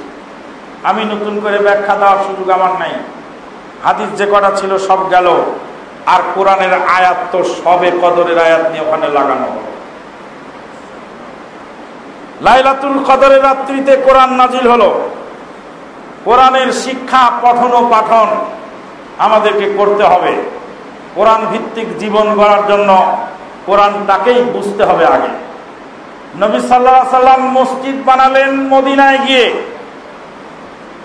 মসজিদ বানালেন মদিনায় গিয়ে। মক্কায় 13 বছর ছিলেন, 13 বছরের মধ্যে কোনো মসজিদ বানান নাই। কিন্তু লাইলাতুল কদরের রাত্রিতে ইকরা নাজিল হওয়ার সাথে সাথেই তিনি মাদ্রাসা বানালেন আগে। দারুল আরকামের যায়েদ বিন আরকাম রাদিয়াল্লাহু তাআলার বাড়িতে মাদ্রাসা তালিমের ব্যবস্থা করলেন। আমাদেরকে তালিমের ব্যবস্থা করতে হবে, কোরআন সুন্নাহকে বুঝতে হবে, বোঝার চেষ্টা করতে হবে। ওমা আলাইনা ইল্লাল বালাগ। আর আমি কিছু বলবো না, অতি বক্তব্য দেওয়া জরুরি মনে করি না। তবে শেষ প্রান্তে একটা প্রশ্ন করব, যিনি এই প্রশ্নের উত্তর দিবেন তাকেও আর একটা পুরস্কার দিব ইনশাআল্লাহ। এই মসজিদেই আমি আলোচনা করেছিলাম। কেউ যদি আপনাকে বলে যে বাংলাদেশের এত বড় বড় আলেম ওলামা আছেন, টাইটেল পাস আলেম আছেন, দাওরায়ে হাদিস পাস আলেম আছেন, তারা কি কোরআন হাদিস বোঝে না? এই প্রশ্নের জবাব আপনি কিভাবে দিবেন? এর জবাব, সঠিক জবাব যিনি দিতে পারবেন, এই মসজিদে আমি আলোচনা করেছিলাম, বিশদ আলোচনা এই পয়েন্টের উপরে, এই প্রশ্নের উপর। জি, তারা ইসলামের ফ্রেমের ভিতর ঢোকে না, তারা সত্যিকারের ইসলামের ফ্রেমের ভিতর ঢোকে না, তারা ইসলাম সম্পর্কে, ইসলামের ভিতরে যেগুলো জাল জয়ী হাদিস বিচার করা বা এগুলো মাত্র করতে পারবে না। জি, বলেন আপনি।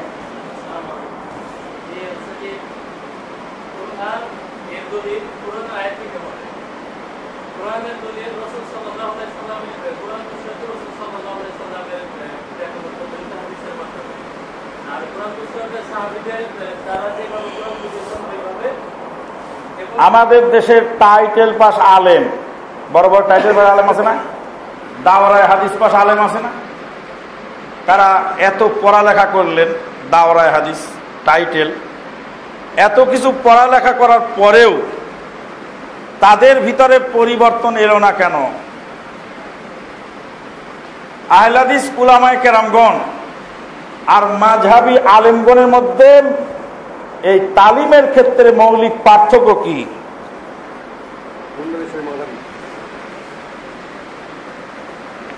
এই মসজিদে আমি আলোচনা করেছিলাম, বিশদ আলোচনা, মনে নাই? যেহেতু মনে নাই তাই উত্তর দিতে পারবেন। ইমাম শাফি রহমাতুল্লাহ আলাইহি বলছেন, আফাতুল ইলমে নিসিয়ান, বলতে এলেমের মুসিবত হলো ভুলে যাওয়া। এলেমের মুসিবতটা কি? ভুলে যাওয়া। আর আরেকটা কথা বলছেন, আল ইলমু সাইদুন ওয়াল কিতাবাতু কাইদুন, এলেমটা হলো স্বীকার করা, আর কিতাবানি লিখে নেওয়াটা হলো বন্দি করা।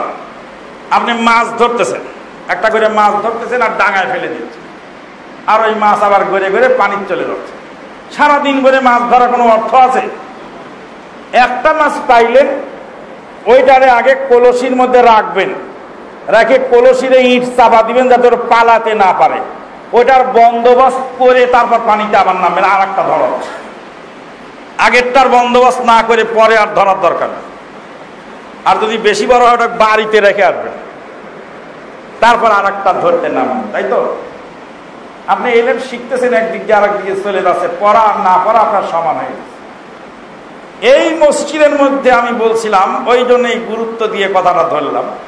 আচ্ছা, আমি বলে দিই, আপনারা আমারে পুরস্কার দিয়ে দিন। বাংলাদেশের প্রচলিত যে আলেম, মাঝহাবি যে আলেম, সেই মাঝহাবি আলেম আর আমাদের কোরআন সুন্নাহ ভিত্তিক আলেমের মধ্যে মৌলিক পার্থক্য হলো, বাংলাদেশের মাঝহাবি মাদ্রাসায়, যেটা কওমি মাদ্রাসা বলা হচ্ছে, সেখানে 16 বছরের সিলেবাস, 16 বছরের মধ্যে 15 বছর জাল জুয়া চুরি বানাওয়াট কিতাব পড়ানো হয়। সেখানে শিরক বেদাত ভরপুর কিতাব পড়ানো হয়। আশরাফ আলী থানভীর বেহেশতি জোহর পড়ানো হয়, যেই বেহেশতি জোহরের মধ্যে লেখা আছে, কুত্তার লেজ কেটে মাটিতে গেড়ে রাখলে আর ওর হাড্ডি তুলে কোমরে বেঁধে রাখলে এই উপকার হয়। ওর মধ্যে লেখা আছে আশরাফুল আসহাবে কাহাফের কুত্তার নাম লিখে গলায় ঝুলায় রাখলে জিন পালিয়ে যায়। কুত্তার নাম গলায় ঝুলায় রাখলে, আরে কুত্তার নাম আল্লাহ বলেন নাই, রসুল বলেন নাই যে আসহাবে কাহাফের কুত্তার নাম কি ছিল। আসহাবে কাহাফের কুত্তার নাম কি?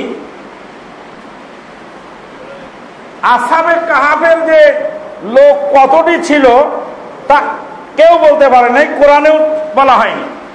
অথচ কেতাবলায়, নিয়ামুল কুরআনওয়ালা ফলনা কেতাবলায় লিখে দিয়েছে। ওখানে কি লিখেছে? লিখেছে মেরনুস, খেরনুস, দাবারনুস, কাফসাত তায়ুস, ইয়াম লিখা, আর কুত্তার নাম হলো কিতমির। নাম আপনি পাইলেন কোথায় হুজুর? আল্লাহ বললেন যে তাদের সংখ্যা কত, এক আল্লাহ ছাড়া কেউ জানেন না। আপনি জানলেন কোথেকে? আচ্ছা, বলতেছিলাম, তা আশরাফ আলী থানভী রহমাতুল্লাহ আলাইহি তার বেহেশতি জোহর কিতাবের মধ্যে তাবিজের নকশায় ভরপুর, শিরক বেদাতি কথায় ভরপুর। সেই মকসুদুল মুমিনিন, নিয়ামুল কুরআন, বেহেশতি জোহর, মালাবুদ্দা মিনহু, আরো সব কত বানাওয়াট কিতাব, এইগুলি 15 বছর পড়ানোর পরে 16 বছরের জায়গায় এসে 1 বছরে প্রায় 50 থেকে 60 হাজার হাদিস 6খানা কেতাবে। 6খানা কেতাবে যদি 60,000 50,000 হাদিস হয়, এই 50,000 হাদিস যদি একটা ছাত্র 1 বছরে রিডিং করে, তো হাদিসের রিডিংটাই তো হয় না, মিনিং করতে হয়। আর আমরা পড়েছি, আমরা 40 হাদিস পড়েছি 1 বছরে 40। তারপরে বুলুগুল মারাম করেছি 2 বছর, মেশকাত করেছি 2 বছর। কয় বছর হলো? 5 বছর। সুনানে আরবা পড়েছি 4 বছর, 9 বছর। আর বুখারী মুসলিম পড়েছি আরো 2 বছর, মোট 11 বছর খালি হাদিসই পড়লাম। আর মদিনা ইউনিভার্সিটিতে গিয়ে আরো 5 বছর গিয়ে হাদিসের উপর অনার্স করলাম। তো জানবে কি করে হাদিস? হাদিসের সাথে কানেকশনই নেই। 15 বছর বস্তার মধ্যে ভরছে শুধু ঘাস আর ভুসি আর ময়লার আবর্জনা। 15 বছর পরে এসে বস্তার মুখের মধ্যে 5 কেজি চিনি দিয়ে বস্তার মুখ সেলাই করে দিয়েছে। এখন এই ময়লা আবর্জনার মধ্যে 5 কেজি চিনি, ও চিনি তো নষ্ট হয়ে সব গলে টলে শেষ। এটা গেল হলো দাওরায়ে হাদিস যারা পাশ করে তাদের হালত। আর যারা কামেল পাশ করেছেন, টাইটেল পাস, তাদের সিলেবাসে এই 50,000 হাদিস থেকে বড়জোর 5,000 হাদিস সিলেবাসে আছে। এই 5,000-এর ভিতর থেকে সাজেশনালা কেটে 500 রেখেছে, আর 450 হাদিস বাতিল করে দিয়েছি। আর এই 500 হাদিসের মধ্যে গাইডওয়ালা 50টা হাদিস বাছাই করেছে, কোন বছরের কোন সিলেবাসে কি আসছে, কোন বছরে কি প্রশ্ন, সব মিলায়ে দিয়েছে। দেওয়ার পরে তারপরে এবার সে গাইড মুখস্থ করে 50টা হাদিসকে এমন ভাবে মুখস্থ করছে যাতে 100-র মধ্যে 100 মার্ক পেয়ে যায়। কারণ গাইডওয়ালা তো 50টা হাদিস বাছাই করছে, এই 50-এর বাইরে এবছরের প্রশ্ন যাবে না। তো টাইটেল পাসওয়ালা হুজুর 50 হাদিসের মানে হুজুর, ওই যে ভাই বলে গেল যে একটা নোট বই কিনে পরীক্ষা দিয়েছে, পরীক্ষাও শেষ, নোটও শেষ। এই হলো বাংলাদেশের শিক্ষার হালত, যারই ফলশ্রুতিতে আজকে মুসলমানদের এই দুর্গতি। আলেমেরা বোঝেই না নিজে, তা আপনাকে কি শিখাবে? সে তো জীবনে শোনেই নেই, হাদিস দেখেই নেই, করবে কি করে? এটা বিরাট জটিল অবস্থা। আল্লাহ পাক আমাদেরকে হেফাজত করুন, আল্লাহুম্মা আমিন। ইয়া রাব্বি। পীর শব্দটি যদি ফার্সি হয়ে থাকে, আরবি ভাষায় পীরের অর্থ কি? পীর কিংবা ওলি শব্দটি হাদিস ও কোরআনের কোথায় আছে? পীর শব্দ ফার্সি, আর পীরের কি বলে আপনার আরবি হলো শায়েখ। পীর মানে বুড়ো মানুষ, পীর মানে বুড়ো মানুষ। পীর কিংবা অলি শব্দটি হাদিস কোরআনে আছে কি? পীর শব্দ নাই, অলি শব্দ আছে। সেখানে আছে আল্লাহু ওয়ালিউল্লাযিনা আমানু। আল্লাহ হলেন ওয়ালি তাদেরই যারা ঈমান এনেছে। আল্লাহ ওলি না বান্দা ওলি? ওলিকে আল্লাহ না বান্দা? ওয়ালি মানে অভিভাবক। তাহলে আল্লাহ হলেন মুমিনদের অভিভাবক। আল্লাহু ওয়ালিউল্লাযিনা আমানু, আল্লাহই হলেন ঈমানদারের ওলি। আসসালামু আলাইকুম। এক মিনিট। জি আসসালামু আলাইকুম। হ্যালো, কোথায়, কত দূর আসছেন? কত দূর আসছেন? কত দূর আসছেন? কোথায় আসছেন? যে মতিঝিল নামছেন গাড়ি থেকে? ও আচ্ছা, 1 মিনিট। কাদের ভাই একজন মেহমান আসবে তো, একটু মাদার থেকে লোকেশনটা বলেন। 1 মিনিট কথা বলেন। মাদার থেকে বাইরে নিয়ে কথা বলেন, মাদার থেকে আসার লোকেশনটা বলেন। মাঝেরাত একজন মেহমান আসতেছে তো, ওই ওনাকে লোকেশন বলতে হচ্ছে। জি, আর কারো প্রশ্ন আছে? ওইখানে আর একটা বাকি রয়ে গেছে। মহিলাদের মসজিদে মহিলাদের তারাবি ওয়াক্ত জুমা নামাজ পড়া কতটুকু জরুরি? সহিহ হাদিসের মাধ্যমে বিস্তারিত জানতে চাই। মহিলাদের মসজিদে তারাবি পড়া খুব বেশি জরুরি নয়, কারণ তারাবিটা মহিলা কেন, পুরুষরাও বাড়িতে পড়াটা উত্তম। নফল ইবাদত বাড়িতে উত্তম, মসজিদে পড়াটা বৈধ, বাড়িতে পড়াটা উত্তম। তা মহিলাদের তো বাজার যাওয়া না, মহিলাদের ওয়াক্তীয় জামাত বাড়িতে পড়া উত্তম, মসজিদে পড়া বৈধ। কিন্তু জুমার জামাতটা মহিলাদের মসজিদে আসা উত্তম। কেন? জুমার খুতবার মাধ্যমে একজন মহিলা মডিফাইড হওয়ার সুযোগ পায়। একজন মহিলা দাওয়াত এবং তাবলীগের কাজ ওখান থেকে জানতে পারে। জি, আর কারো প্রশ্ন আছে না? এখানে সমস্যা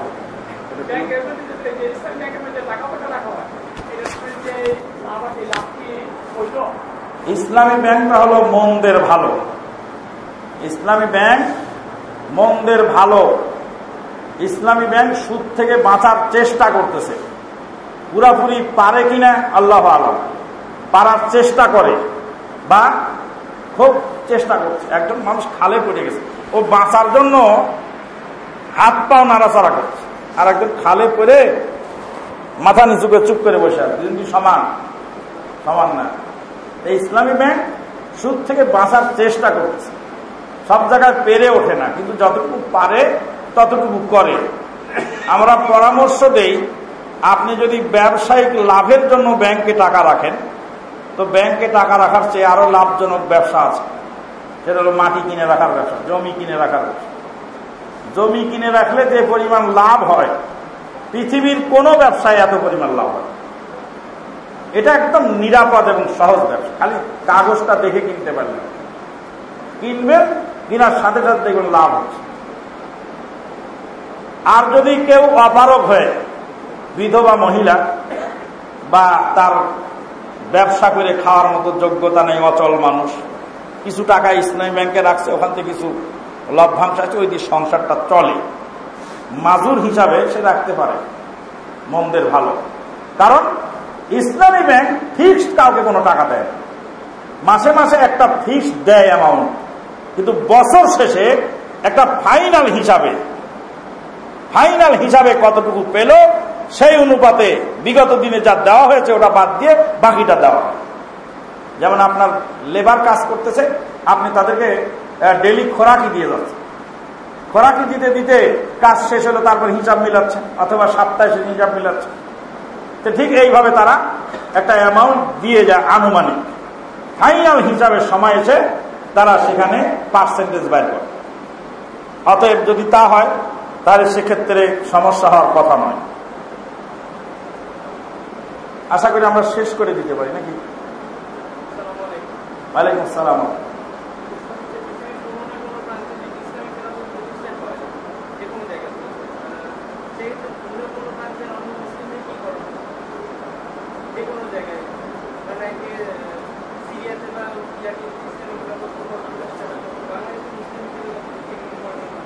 ইসলামিক খেলাফত যদি, জাযাকাল্লাহ খায়ের, ইসলামিক খেলাফত যদি কোন এলাকায় প্রতিষ্ঠিত হয়, তাহলে অন্যান্য মুসলিম দেশের শাসকদের উচিত যে তাদের সাথে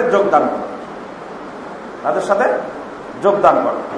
যখন মুহাম্মদ বিন আব্দুল ওয়াহাব নজদি রহমাতুল্লাহ আলাইহি সৌদি আরবের মাটিতে ইসলামী রাষ্ট্র কায়েম করলেন, সেই রাষ্ট্রটা ছিল ছোট্ট, দেরিয়ার মাটিতে সামান্য একটা ছোট্ট ভূখণ্ডে ইসলাম কায়েম। যখনই সেখানে শান্তি বিরাজ করতে লাগলো, তখনই আশেপাশের অঞ্চলগুলি তার সাথে সাথে যোগদান করতে লাগলো। তবে একা একা সেখানে যাওয়ার সুযোগ আমার জন্য নেই। যদি আমি হিজরত করতে চাই বা হিজরত করে যাওয়ার সুযোগ সেখানে থাকে, সেটা ভিন্ন কথা, কিন্তু অবৈধভাবে সেখানে যাওয়ার বা অবৈধভাবে সেখানে বসবাস করার সুযোগ আমার নেই। অনুরূপভাবে জিহাদের বিষয়টা তাই। জিহাদ যদি কোনো এলাকায় হয়, আমাদের দেশ যদি আক্রান্ত হয়, আমাদের দেশ আক্রান্ত হলে কে জিহাদ করবে আগে? আমি না আপনি? না, আপনার টাকা দিয়ে আমার টাকা দিয়ে আর্মি পালা হচ্ছে, সেই আর্মিরা আগে জিহাদে নামবে। আপনার টাকা দিয়ে আমার টাকা দিয়ে আর্মি পালা হচ্ছে, আমার ট্যাক্সের টাকা খাওয়ায় তাদেরকে রাখছি, আমাদের কাজটা সে করে দিবে। আপনি রাত্রে ঘুমাচ্ছেন, বাড়িতে দারোয়ান রাখেননি, দারোয়ানের বেতন কেন দিচ্ছেন? আপনি বেতন দিচ্ছেন যাতে আপনার ঘুমটা আরামদায়ক হয়। আপনি সারাদিন পরিশ্রম করে টাকা কামাই করে আনবেন, আর ওই টাকা থেকে আপনি দিচ্ছেন বেতন। দারোয়ানের কি কাজ? দারোয়ানের কাজ যাতে যে দারোয়ান সারাদিন ঘুমাবে আর আপনি সারাদিন টাকা কামাই করবেন। এবার আপনি সারা রাত ঘুমাবেন না আড্ডা খায়, আর দারোয়ান আপনাকে পাহারা দেবে। তা আর্মিকে রাখা হয়েছে দেশ পাহারা দেওয়ার। আর্মিতে যদি বহির্শক্তি এই দেশের উপর আক্রমণ করে আর আর্মিতে যদি না কুলায়, আরো সোলজার লাগবে, তখন সরকার যুদ্ধের নামে লিস্ট করার জন্য যুবকদের নাম লিস্ট করে, কে কে যুদ্ধের ময়দানে আসবে হাত দাও, তখন আপনি নাম লিস্ট করবেন। সেখানে নাম লিস্ট করলে যারা দায়িত্বশীল তারা যদি আপনাকে যুদ্ধে যাওয়ার মতো উপযুক্ত বলে বিবেচনা করে, তখন আপনাকে ট্রেনিং এ পাঠাবে। 6 মাসের ট্রেনিং দিক আর 3 মাসের ট্রেনিং দিক, মোটামুটি যে কাজে আপনাকে লাগাবে সেই কাজের ওখানে পানি পুনি খাওয়ানোর জন্য তো লোক লাগে, তখন আপনাকে লাগাবে। এটা একটা শৃঙ্খলার মাধ্যমে আসতে হবে। এই লালু আর ভুলু ডাক দিল, চলো যাই আমরা মায়ানমারে গোলমাল হচ্ছে, আমরা জিহাদ করে আসি, তো হলো নাকি জিহাদ? আপনি তো 2 কদম যাওয়ার পর পুলিশ আপনাকে পিটানো শুরু করলো, আপনি কি করবেন? লা ইউকাল্লিফুল্লাহু নাফসান ইল্লা উসাহা। মানুষকে আল্লাহ পাক তার সাধ্যের অতিরিক্ত বোঝা চাপিয়ে দেন নাই। যেখানে যাওয়ার ক্ষমতা আমার নেই, সেখানে আমার কিছু করারও ক্ষমতা নেই। আমি তাদের জন্য দোয়া করতে পারি, তাদের জন্য সাহায্য পাঠানোর কোনো ব্যবস্থা থাকলে সেক্ষেত্রে কিছু সাহায্য পাঠাতে পারি।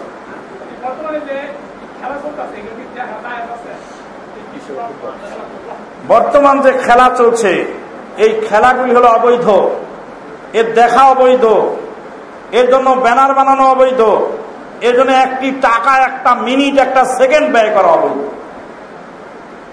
গোটা মুসলিম জাতিকে, গোটা যুব সমাজকে পঙ্গু করার জন্য, গোটা যুব সমাজের মেধাকে নস্যাৎ করার জন্য এই সমস্ত খেলা দিয়ে মুসলমানদেরকে ইয়ে করে রাখা হয়েছে। হাজার হাজার ছাত্র পরীক্ষায় ফেল করতেছে এই খেলার খেতায় আগুন দেওয়া। হাজার হাজার পরহেজগার মানুষ তারা এই সালাত ফেল করতেছে, আর সালাতের মধ্যে চিন্তা করতে কতক্ষণে টিভিটা আলাদা এখন সালাতে আল্লাহর নাম জপনা বানিয়ে খেলার নাম জপনা। আমি তখন ইয়াং ম্যান, নারায়ণগঞ্জ ফরাজিকান্দা বড় মসজিদের খাতিব, 40 জন যুবক রেডি করছি, 40 জনের মতো যুবক, 40 থেকে 50 জন, 40 থেকে 50 জন যুবক রাতে ফজরের সময় উঠে একজন আরেকজনের দরজা পিটায় ডেকে বাইর করে ফজরের জামাত ধর। একসাথে গিয়ে তারা ফজর করে, আর একসাথে গিয়ে তারা নদীতে সাঁতার কাটে, একসাথে তারা সিয়াম পালন করে, একসাথে তারা তারাবি করে, একসাথে তারা রাত্রি জাগরণ করে, একসাথে তারা বই পড়ে, একসাথে তারা লাইব্রেরি ওয়ার্ক করে, একসাথে তারা বিভিন্ন কাজ করে। এরকম প্রায় 40 থেকে 50 জন যুবক রেডি আমার। আমি গেলাম ফাজেল পরীক্ষা দিতে, আর দেশে আসলো 20 কাপ, 20 কাপ মানে 20-এর কাপ তাদেরকে পিলাইয়ে দিল। বিশ্বকাপ না, ওটা 20-এর কাপ, 20-এর পিয়ালা তাদেরকে পান করিয়ে দিয়ে তারপরে আমি 1 মাস পরীক্ষা দিয়ে এসে দেখি একজনও নাই তাহাজ্জুদ ফজরের সময় উঠা তো দূরের কথা, ওয়াক্তের জামাতেও আসে। 50 জন এই যুবক হারিয়ে গেল। কেন গেল? এই খেলায়। মদিনা ইউনিভার্সিটি একজন প্রফেসর বলছে, আল্লাহর কসম মুসলমানদের মাথায় পোকা ঢুকেছে, আল্লাহর কসম ফুটবলের ভিতরে হাওয়া ছাড়া কিছু না। বলছে আল্লাহর কসম ফুটবলের ভিতরে হাওয়া ছাড়া কিছু নেই, বাতাস ছাড়া কিছু নেই। এই বাতাসের পিছনে মানুষ দৌড়াচ্ছে, হাওয়ার পিছনে। আল্লাহ রহম করুন আমাদের এবার। বন্ধুগণ, মনের দুঃখ আর কি বলি, বহু আমরা শুনেছি, বহু আমল, বহু এলেম চর্চা বেড়ে গেছে, কিন্তু এলেমের তুলনায় আমলের পরিমাণ কম। আমলটা আমরা কমিয়ে দিয়েছি। আমরা গবেষণা করতে করতে আমাদের দিন পার হয়ে যাচ্ছে, কিন্তু আমরা আমল করতে পারছি না। আল্লাহ পাক আমাদেরকে আমল করার তৌফিক দান করুন।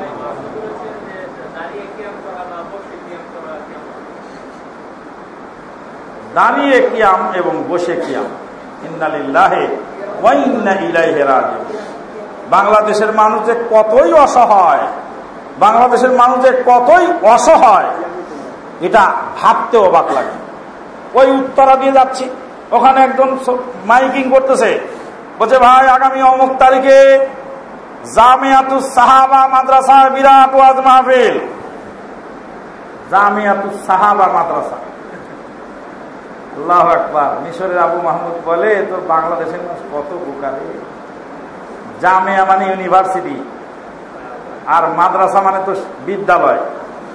বলছে সাহাবা বিশ্ববিদ্যালয় মাদ্রাসায় ওয়াজ মাহফিল, এটার বাংলা তর্জমা হলো সাহাবা বিশ্ববিদ্যালয় মাদ্রাসা। জামিয়াতু সাহাবা মাদ্রাসা, জামিয়া হলো ইউনিভার্সিটি, সাহাবা বিশ্ববিদ্যালয় মাদ্রাসা প্রাঙ্গণে বিরাট ওয়াজ মাহফিল। তাহলে বিশ্ববিদ্যালয় মাদ্রাসা হয়? জামিয়া শব্দের অর্থ যদি সে জানতো তাহলে জামিয়া শব্দটা ওই ছোট্ট একটা মাদ্রাসার ক্ষেত্রে লাগাতে। কিয়াম শব্দের অর্থ দাঁড়ানো, তো কিয়াম আবার বসে বসে করে কেমন করে? দাঁড়িয়ে কিয়াম আর বসে কিয়াম, ইন্না লিল্লাহি ওয়া ইন্না ইলাইহি রাজিউন। জিয়ারত শব্দের অর্থ হলো দেখা, কবর জিয়ারত মানে হলো কবর দেখা, কবর জিয়ারত মানে কবর দেখা। মসজিদে, আরে শোনেন থামেন সবাই, একটা কবর জিয়ারত আছে। কি কবর জিয়ারত? মসজিদে বসে এখানে বসে জিয়ারত করতেছে। ইন্না লিল্লাহি ওয়া ইন্না ইলাইহি রাজিউন। আল্লাহর নবী সাল্লাল্লাহু আলাইহি সাল্লামের সম্মানার্থে আল্লাহ নবী এসেছেন মর্মে মনে করে দাঁড়ানোটা হলো শিরিক। দাঁড়ানো শিরিক। যারা আল্লাহর নবীর আগমন ঘটেছে বলে তারা আল্লাহর নবী সাল্লাল্লাহু আলাইহি সাল্লামের সম্মানার্থে চেয়ারও রাখছে, চেয়ারের উপরে ফুল সাজিয়ে রাখতেছে, আল্লাহ নবী এসে বসবে। কিন্তু এতই অসভ্য যে যায় নামাজটা খালি রাখেন, ইমামতি নিজেই করতেছে। যায় আল্লাহর নবী তোমার মিলাদ অনুষ্ঠানে এসে চেয়ারে বসবেন, নবীর জন্য চেয়ারটা খালি রাখছো, তো যায় নামাজটাও খালি রাখো, যে আল্লাহর নবী ইমামতিটা করুক আজকের নামাজের। আল্লাহ নবীকে পিছনে রেখে ইমামতি তুমি করলে কেন? হ্যাঁ, আল্লাহ পাক আমাদের তৌফিক দান করুন।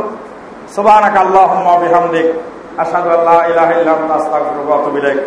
আসসালামু আলাইকুম ওয়া রাহমাতুল্লাহি ওয়া বারাকাতুহু।